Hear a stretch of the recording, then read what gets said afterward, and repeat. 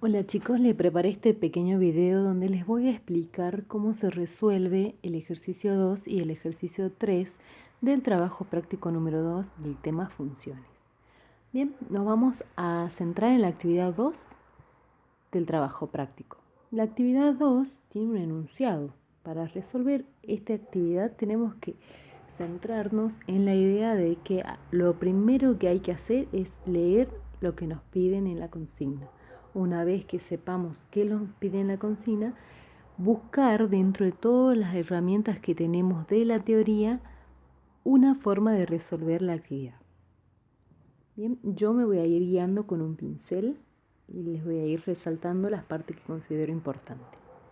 La actividad 2 dice, los siguientes enunciados responden a funciones. ¿Qué quiere decir esto?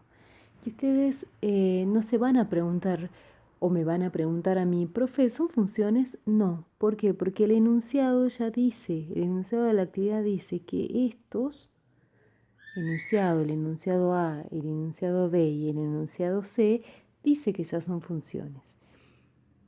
Entonces, en base a eso, me está pidiendo que al leer el enunciado identifique e indique cuál es la variable independiente, cuál es la variable dependiente, el conjunto dominio y el conjunto imagen, y que además escriba la expresión de la relación correspondiente a dicho enunciado. Bien, entonces hasta acá ya tenemos un panorama general de qué es lo que nos está pidiendo la actividad número 2. Bien, entonces, ¿qué es lo que vamos a hacer? Ahora sí, nos vamos a centrar en el primer enunciado. ¿Qué es lo que nos dice el enunciado A? El enunciado A me dice que el volumen de un cilindro es función del área del círculo de base y de altura 20 centímetros. Si vemos la imagen, tenemos acá un cilindro, bien, cuya altura es esto, cuyo radio es esto. Y me dice que el volumen de este cilindro es función del área del círculo, de la base y de la altura. ¿Bien? O sea, ¿qué estoy diciendo? Que tengo que encontrar una expresión que me relacione el área del círculo y la altura. ¿Sí? Pero esa relación se va a llamar volumen del cilindro. ¿Bien? Entonces vuelvo a decir, vuelvo a explicar. El enunciado me está diciendo que el volumen de un cilindro es función del área del círculo y de la altura de dicho cilindro. O sea, que voy a tener que armar una expresión que relacione el área del círculo y la altura del cilindro. Esta relación se va a llamar volumen de un cilindro. Entonces, acá estoy manejando tres términos. El volumen, el área del círculo y la altura. Entonces, más o menos ya tenemos un panorama de la situación que estamos tratando. Antes que nada, recordemos qué era el área del círculo. En la diapositiva número 1 o número 2, no recuerdo muy bien, habíamos hablado del área del círculo. Yo se los había presentado mediante esta fórmula, ¿sí? Que el área del círculo era igual a pi por el radio al cuadrado. ¿Qué les había dicho en esa diapositiva? Les había dicho que el área del círculo es una expresión que me estaba relacionando dos variables. Una de ellas era el radio, ¿sí? Y la otra variable era el área. De esas variables habíamos mencionado el término de variable independiente y el término de variable dependiente. Decíamos que la variable independiente es esa variable a la cual yo le iba dando valores independientemente de algo, ¿sí? Yo le iba dando valores y que además en esa fórmula había una de las variables que era independiente, ¿sí? Y la otra dependiente. La dependiente es la que depende del valor que yo le doy a la otra variable. Es decir, que si yo considero el radio, bien, y el área, habíamos dicho que el radio era nuestra variable independiente, ¿sí? Y el área era nuestra variable dependiente. ¿Qué nos decíamos? ¿Qué decíamos con eso? Y si yo tenía un radio R cualquiera, iba a obtener un círculo y a partir de ese círculo iba a obtener el valor del área. Pero si yo quisiera tomar otro radio más grande, iba a obtener otro círculo más grande cuya área iba a ser mayor también. Y así, cada vez que yo iba dando un radio, iba obteniendo un área diferente. No estoy diciendo al revés, no a partir de la área voy a poder dar un radio, no, es a partir del radio que yo le voy a ir dando un valor que va a ser independiente y va a ir obteniendo el valor de la altura. Por eso es que la llamamos variable dependiente, porque el área depende del radio. ¿Bien? Entonces, teniendo en cuenta la fórmula del área del círculo y teniendo en cuenta el enunciado que nos dice que tenemos que identificar quién es nuestra variable independiente, vamos a usar de vuelta el pincel, nos pide identificar del enunciado la variable independiente, la variable dependiente, identificar quién es nuestro dominio, quién es nuestra imagen y además nos pide que hagamos la expresión de la relación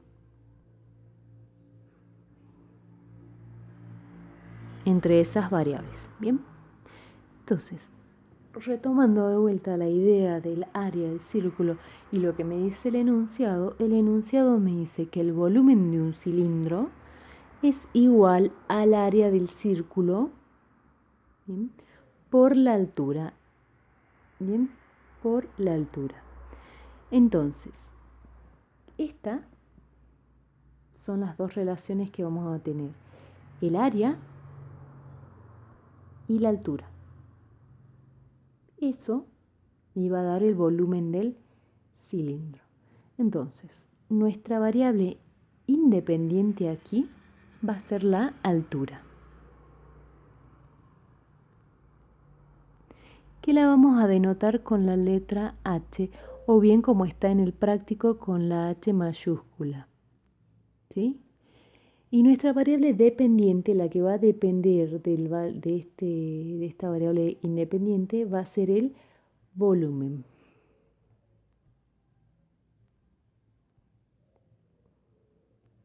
Bien. Acá vamos a poner bien. Entonces, la fórmula, la expresión de nuestra relación va a ser la siguiente: el volumen va a ser igual al área, o va a ser el volumen de un cilindro, va a ser función del área del círculo y la altura. ¿Bien? Que esto también se puede escribir como que el volumen va a ser igual a pi por radio al cuadrado por h. Pero no nos interesaría escribirlo así, porque lo único que queremos destacar es que acá tenemos una relación entre dos variables: la altura, el área del círculo, ¿sí?, y sobre todo el volumen. Ahora, vamos a analizar el dominio. Tengamos en cuenta que estamos hablando de medidas, ¿sí? Y cuando hablamos de medidas, por lo general no hablamos directamente de medidas negativas. Es decir, uno no dice yo mido menos 1,52 centímetros. Y tampoco dice que se tomó menos medio litro de Coca-Cola, por ejemplo. Entonces, cuando yo voy a hablar del volumen de un cilindro, estoy hablando de medidas de capacidades. Entonces, yo no puedo decir que el volumen va a ser una medida negativa. Por lo tanto, el volumen, que va a corresponder a un valor, ¿sí?, que va a estar dentro de lo que es la imagen, no puede ser negativa. Es por ello que vamos a decir que el volumen va a tomar medidas positivas, es decir, del 0 al número más grande positivo que nos imaginemos. Bien. Lo mismo sucede para el caso del dominio. Yo no hablo de valores negativos de la altura. Entonces, no puedo decir que el volumen va a ser negativo. Tuve un problemita, se me borró toda la pantalla, pero no pasa nada porque lo voy a volver a escribir mientras lo explico. Dijimos que la variable independiente va a ser la altura, ¿sí?, del cilindro, que lo íbamos a denotar con la H chiquita o con la H grande, como tenemos acá en el trabajo práctico, y que la variable dependiente iba a ser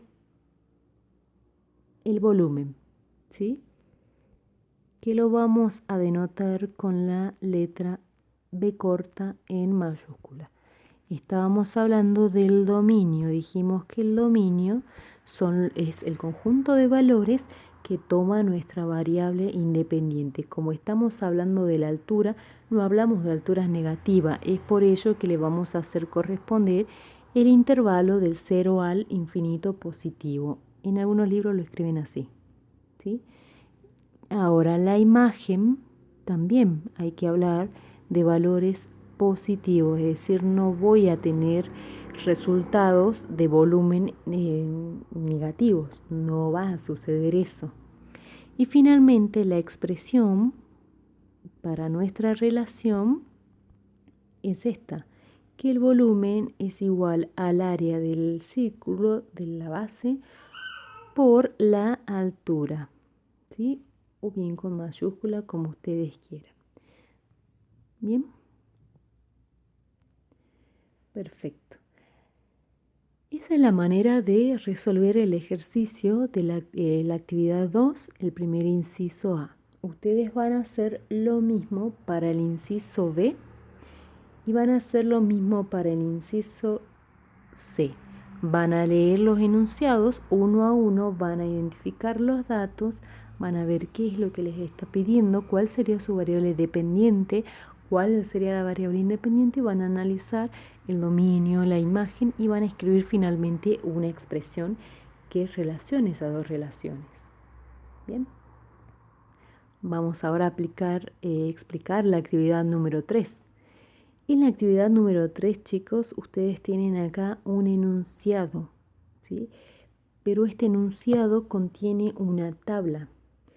Esto se llama tabla de valores. Nosotros en matemáticas la utilizamos para visualizar objetos, ¿sí?, sobre todo numéricos, que de algunas variables en relación. Bien, leamos el enunciado. Los apicultores estudian la productividad de miel según el comportamiento, ya sea crecimiento o decrecimiento, de la dinámica poblacional de las colmenas de abeja a través de la regla de Farrar, que cuantifica la relación entre la cantidad de cría en las celdas, la cantidad de abejas obreras del exterior y los kilogramos de miel que es capaz de acumular una colmena. Entonces, en la tabla tenemos total de obreras, lo voy a marcar con un pincel, tenemos un total de obreras y un rendimiento de miel. Esta tabla me muestra la relación entre el número de obreras y el rendimiento de miel que acumulan, digamos, las abejitas. Entonces, yo sé que para 10.000 obreras el rendimiento de miel es 1 kilo y sé que para 20.000 obreras el rendimiento de miel es 4 kilos, para 30.000 obreras 9 kilos y 40.000 obreras producen 16 kilos y así sucesivamente. Bien, entonces estoy trabajando con dos variables. La idea de utilizar tablas es más sencilla que leer un enunciado y saber qué es lo que me está pidiendo. En la tabla se ve fácilmente quiénes son las variables que yo trabajo. Una de ellas es total de obreras y otra de ellas es el rendimiento de miel. Lo que tenemos que hacer es ser capaz de identificar quién es la variable independiente y quién es la variable dependiente. Si analizamos el problema en el enunciado, ya me está diciendo claramente una cosa, que esta relación está entre las crías de obreras y el kilogramo de miel que es capaz de acumular una colmena. Entonces, observen una cosa. 10.000 obreras tienen un rendimiento de miel de 1 kilo. Pero ¿qué pasa? Si yo tengo más obreras, por ejemplo, 40.000, la cantidad de miel que han producido también modificó, 16.000. Es decir, que a medida que yo le vaya agregando obreritas, ¿sí? Ellas me van a ir produciendo más miel. Es decir, que acá tenemos la presencia de una de las variables. Fíjense, el total de obreras, ¿sí?, va a corresponder a la variable independiente X. Y el total de miel o el rendimiento de miel va a corresponder a la variable dependiente Y. Entonces ahí ya tenemos reflejadas quién es nuestra variable independiente, quién es nuestra variable dependiente. ¿Bien? Ahora, el primer inciso de esta actividad es ubicar los puntos con GeoGebra en un sistema de ejes coordenados. Si vamos a recordar lo que habíamos visto en la diapositiva, en la primera o en la segunda, habíamos trabajado con el sistema de ejes coordenados. Lo que yo les recomiendo, el que sabe usar GeoGebra, que lo grafique con GeoGebra. Y el que no sabe usar GeoGebra, que lo grafique en la carpeta, ¿sí? Estaría bueno que todo lo grafiquen en la carpeta. Pero ¿qué pasa? Observen, dijimos que esta iba a corresponder a X y esta iba a corresponder a Y. Cuando trabajábamos con tablas, lo ideal es graficar en un sistema de ejes coordenados los valores que figuran aquí son los que van a corresponder al eje de la X y los que figuran acá abajo a los valores que van a corresponder al eje de la Y. Pero ¿qué pasa? Tenemos valores extremadamente grandes. Si vamos a graficar estos valores en nuestra carpeta, nuestra gráfica va a ser inmensa. Es por ello que vamos a tener que hacer un reajuste de escala. Es decir, que no vamos a trabajar en escalas de 10.000, por ejemplo, o podrían trabajar en escala de 10.000 si quisieran, pero les doy más o menos una idea de qué es lo que yo hice.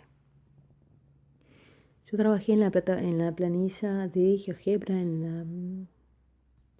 y trabajé de la siguiente forma. A mi eje de las X, que es el que corresponde al total de obreras,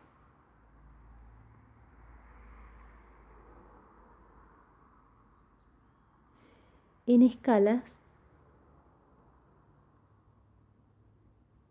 de 10.000. Es decir, que cada valor que va a aparecer en el eje va a corresponder a las obreras. Es decir, que acá en el 2 voy a tener 20.000 obreras, en esta 40.000 obreras, en esta 60.000 obreras y así sucesivamente. Bien, ahora no modifiqué la escala de las X, de las Y, perdón, no modifiqué, la dejé como estaba. El eje de las Y, esperen si el pincel se activa, el eje de las Y va a corresponder,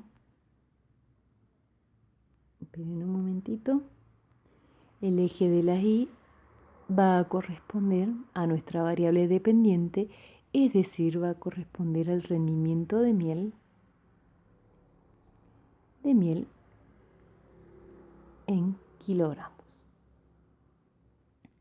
Si voy a revisar mi tabla, yo tenía que 10.000 obreras producían 1 kilo de miel. Entonces me voy a la tabla y yo sé que acá en este valor tenía el 1.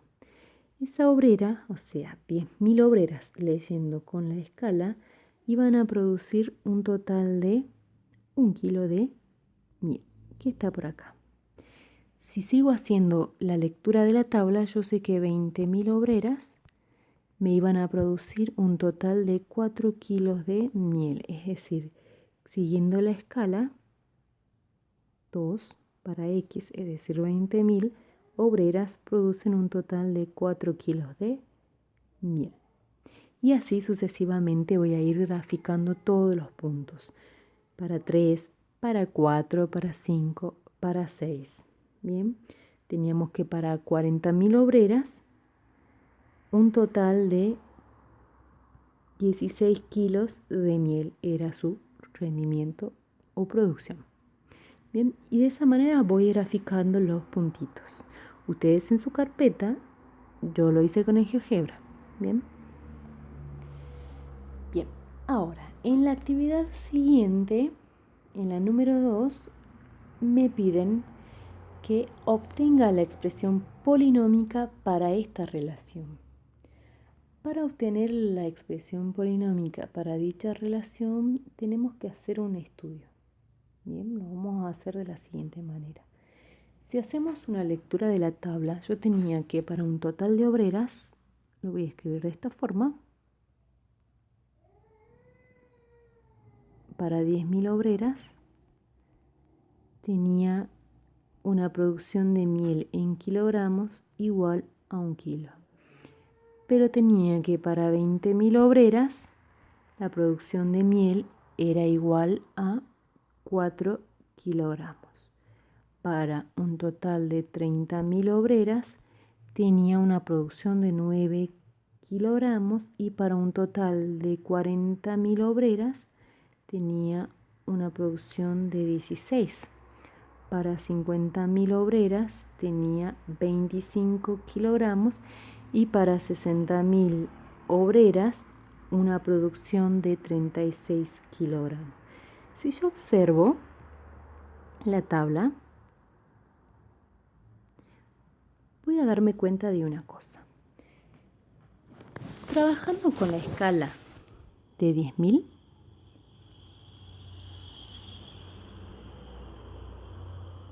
con la escala, yo estoy diciendo que para una cantidad X de obreras voy a obtener la cantidad de obreras elevada al cuadrado de miel. Repito, trabajando con la escala. Es decir, que una obrera con esta escala va a producir 1 kilogramo. 2 obreras con la escala, no se olviden que la escala era de 10.000, iba a producir 2 al cuadrado, 4 kilogramos con la escala. 3 obreras, 3 al cuadrado, que es 9 kilogramos, ¿sí?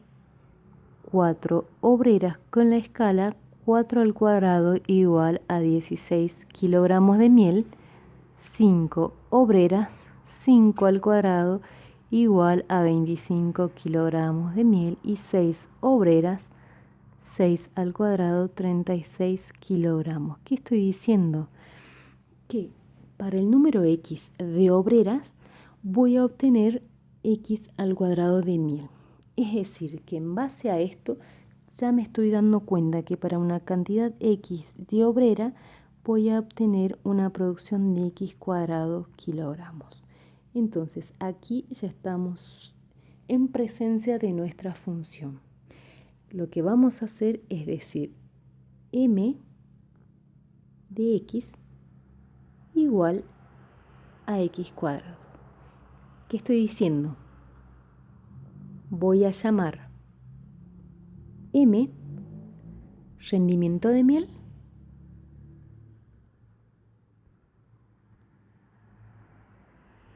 en kilos, X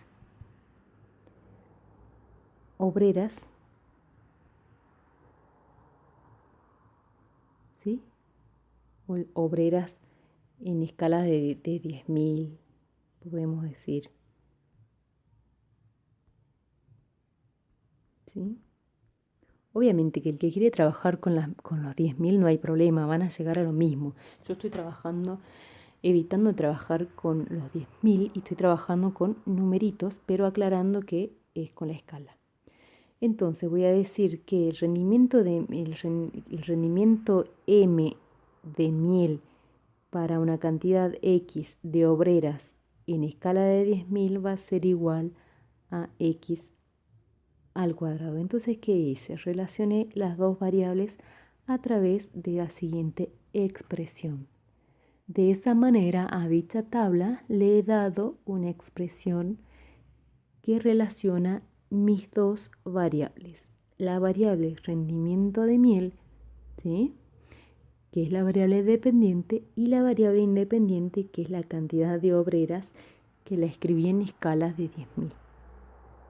Bien, entonces, para continuar con el ejercicio inciso 3, que me piden calcular la productividad cuando el número de obreras es de 12.000, ¿qué voy a hacer? ¿Qué me están dando como dato? Me están dando el dato de que la obrera no es X, sino que es 12 obreras. ¿Y cómo voy a hacer para encontrar el valor del rendimiento de miel? Es 12 al cuadrado, que va a ser igual a 144 kilogramos de miel.